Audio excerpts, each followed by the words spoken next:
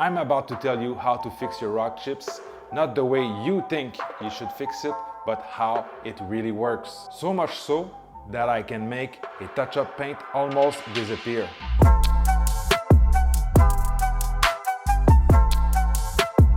So today we're gonna talk about how to do the best touch-up paint, specifically how I do it and how to make them seamless. I know you're gonna tell me that paint protection film is the solution, but not everyone has PPF and not everyone likes to have PPS on their car. But after watching this video, you're gonna have all the tools and the knowledge to fix your own rock chip and make the best paint touch-ups. Now I have done my share of paint touch-ups in my life. So here's my formula that I found that got me the best results over the years. Okay, so the first step is going to be washing the car. You'll want to start fresh with your paint. So go to the washing process, decontamination with a clay or a clay towel. By the way, I have a video on how to prep your paint. I'll link it down below. So make sure you get a good clean on your paint before going further. Step number 2, go get the specific paint for your car.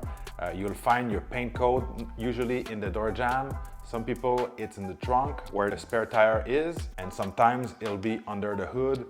You can Google quickly how to find your paint code for your specific brand and model. What I like to do is go to a really nice paint store or a body shop distributor. You can probably find one locally. I like to go in person with my paint code, order a fresh batch. So this is about 3 ounces and it's under 30 bucks. Make sure you ask for the clear coat and the base coat mixed together. So you want this to be freshly done, and you'll want to shake it up for about 1 minute before applying it. So getting the paint in a little pot just like this one is the best method I've found over the years, but there's an alternative for those who want to make it simple. You can order a pen just like this one from the website Jenny Color. I have no affiliation with this brand. This is just a website, a really nice company that make this pen. This is the finest point I've ever seen in the automotive paint touch-up industry. The one from the OEM is usually way too thick, way too large, not really appropriate for a nice touch-up. So as you know, most paint touch-up are really ugly. So you'll want to find the finest point you can get. But if you want to keep it simple, go with the Jenny Color. You just enter your paint code and they'll ship it to your door in Canada and USA. If you choose to go with simple size of your paint, just like this one, you'll want to find an applicator. Something just like this one, I'll link this down below. This is about 10 to 20 bucks. Sometimes they're being sold along with this type of applicator. Those are okay, but not my favorite. They can work great if you have a larger chip, but if you want to fill out really tiny chips, this is going to be too wide of an applicator. So in this case, I would go with a fine point just like this one, or with the pen from Jenny Color. So don't worry, when we get to the paint application, I'll go more in depth about how to use a pen just like this one. Before we apply our paint, we're gonna have to use a sanding pen just like this one. Those are available on the Jenny Color website. So this is like a sandpaper, but in a pen version. So you'll want to sand with the point. I'll show you the sanding process for this, but you'll want to grab those. They're about 3 bucks each. Step number 3, you've got your car washed, you've got your tools and your paint. Now you need to assess the paint condition, the area you want to fill out. Maybe you want to fill out just a couple stone chips around the car, or maybe you have a larger piece with many stone chips. For example, on the front of your hood. That's gonna be the place where we get most of the stone chip, right on the front. So you'll want to get a good look at your paint. You can use some painter's tape to help you identify the chips, the larger chips that you don't want to forget. And then before going further, I want to use a paint prep on the panel that I'm going to work with. Make sure I have removed waxes or maybe fingerprints. Step number 4, we're going to sand our stone chip, our larger stone chip, maybe even the tiniest one if you went ahead and bought the sanding pan. So this is why I recommend the sanding pan. It's much more easy to go ahead and go in the stone chips and clean them, remove wax, maybe you have rust, remove the dirt or grime or anything that is stuck in the stone chip itself. It's going to help to flatten and clean the stone chip itself. Alternatively, you can use a sanding paper, a tiny bit of sandpaper, and just help to flatten the head of the stone chip. And if you don't have any of those, go ahead and do a little compound over the area, over the stone chip, do a good compound that's going to help us get a better clean surface. But regardless, the best solution here for myself is using the sanding pen. Step number 5, really important, we're going to do a paint prep to make sure the panel is really clean, the stone chips are ready to accept the paint. It's a very important step to not skip, and we're going to remove any debris or dust that might have landed on the panel while we were working on it. But I like to use Carpo Eraser or Geon Prep. I'll link them down below for you. You can save money by using my code Dogma. Now that we have a really clean panel, that we remove all the dust, the debris, and our stone chip have been rubbed with alcohol, we're ready to fill our stone chips. So before using the paint, you'll need to shake the bottle or your pan for at least 1 minute. Give it a really good shake. It's very important that your paint is really well mixed up. So this paint touch-up tool is a really nice addition. You can unscrew the top. That's going to help you to clean it afterwards. Next up, we have a container attached to it here.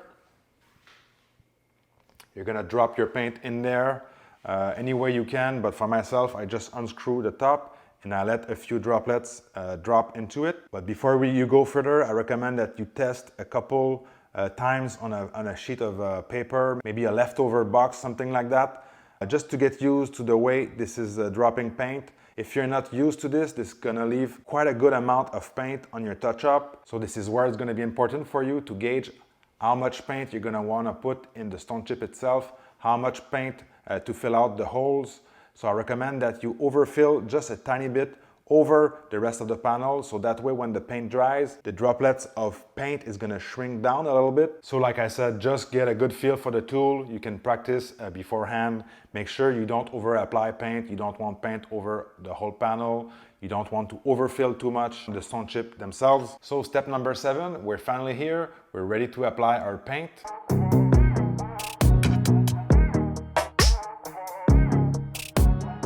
You're gonna want to use gloves for this.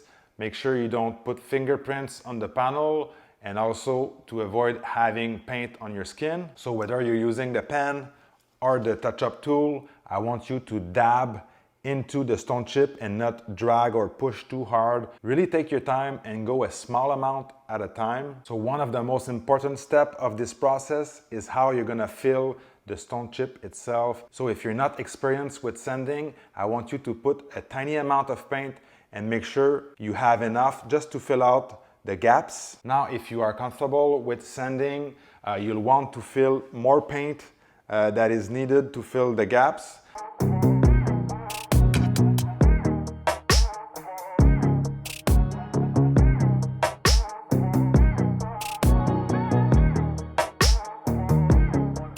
So you'll put paint above the rest of the panel, just a tiny amount. So that way, for the next step, we're gonna sand the touch-up paints to get a really flat panel. That's the best way to make them disappear with the rest. But the best results are gonna be obtained by putting more paint than the rest of the panel, a higher amount of paint, and that can be sanded right after that, flat with the rest of the panel. That's the way that we're gonna get the most seamless finish at the end. Step number 8, double check your work.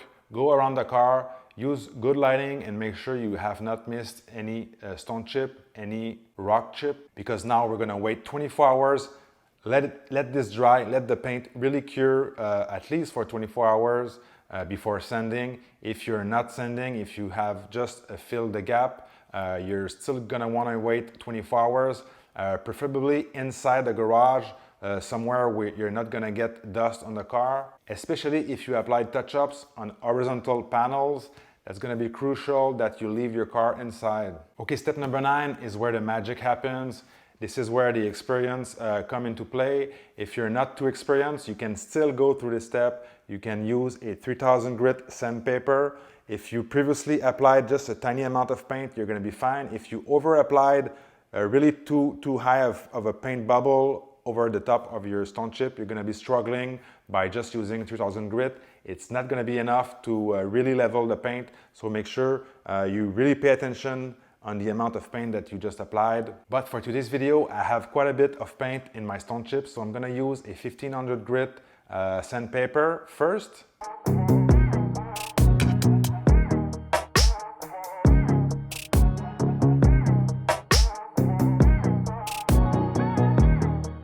I'll go over most of the stone chips that are not too close to an edge or too close to a body line. And I'll also make sure that I can remove the sanding marks afterwards. So really here you want to play safe and make sure you can remove the sanding marks. 1500 grits is starting to be quite aggressive.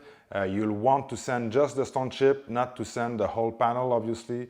Make sure you don't go overboard with the sanding. In this instance, I'm using the dry sanding method. You can go ahead and use the wet sanding. I'm guessing if you're ready to sand, you already have your own process. So with the 1500, I just knocked off the head of the paint touch-up. And then as a second step, I sanded with 2000 grit.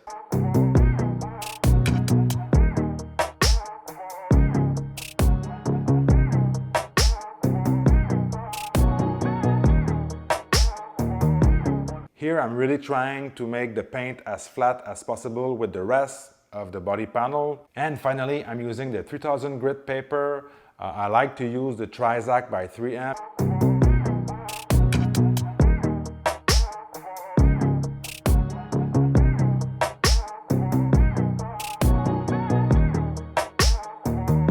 You can find this locally in your automotive or body shop distributor. So the goal of the 3000 grit is just to make sure we have refined sanding marks to make them easier to polish at the end. If you have applied just the right amount of paint, you can probably get away with just 2000 or 2500 grit. That should be enough, but in my case, like I said, I applied a little bit too much paint, so I had to go more aggressive and knock off the head of the stone chips, of the paint touch-ups with my 1500. By the way guys, if you're not ready to tackle a sanding job just like this one, you can go ahead and find really hard to notice a stone chip maybe at the bottom of the car. You can practice on this one, or even better, you can find a junkyard hood and maybe practice filling the stone chip, sanding, and get a good feel for the job before going on your pride and joy car. By the way guys, I have filled a lot of chips on my car. This is about 3 years of stone chip. Nothing too crazy, but I went ahead and filled out even the tiniest one because I have the right tools to do it. So this is not a 2-hour job. All right, step number 10 is compounding and polishing our sanding marks. Something that should be really easy if you're already experienced with the sanding process. If you did a good job in the sanding part, it'll be really easy for you to remove your sanding marks. In my case, by using the 1500 grit, I had a little bit more compounding to do. But here my technique is to use a 3-inch polisher with an aggressive pad like the Lake Country wool pad. I'm gonna polish every single sanding marks first that I have, meaning I'm gonna compound them to remove the sanding marks. And when I'm done, I'm gonna compound the rest of the hood just to remove the swirl marks that I have, maybe the fine scratches, make the hood perfect. And I'll go over the hood many times with my light, make sure I have not forgotten any sanding marks, because after I'm done with the compounding, there's no turning back. So the last step here to make the panel perfect is polishing with a final polish. For today's video, I'm using Sonac's Perfect Finish with a Lake Country Orange HDO. This is a really nice pad to get a good gloss and remove maybe some haze left over from the compounding. So to recap, we're gonna cut with our compound, we're gonna cut and remove our sanding marks, our scratches, our minor defect, and then with the polishing step, we're gonna refine the finish, make the color pop, and make the depth of the paint perfect. Step number 11, so now we're ready to protect the paint. We have finished our touch-up, everything is dry, everything is flat and compounded and polished. We'll want to use a ceramic coating or a paint sealant. In my case today, I'm using the Geon Pure Evo. So I have applied a nice layer of ceramic coating on my hood and the 2 front fenders. Alternatively, you can use a paint sealant. I really like this one from Bola Solution. It's available at carzilla.ca. I'll put the link down below. Again, you can use my code to save some money. By the way, guys, I hope you enjoy the process. This is really the method that I found that works the best, that looks the best. Stone chips filling, paint touch-ups is something that is really an art of itself. I'm not perfect in any case, but this is, like I said, this is the process that works the best for me, that looks the nicest, even 2 feet in front of the car. They're really hard to notice. The touch-ups are really hard to see. So the touch-ups blend really well with the rest of the panel. The color that I've gotten from my distributor is a really good matchup as well.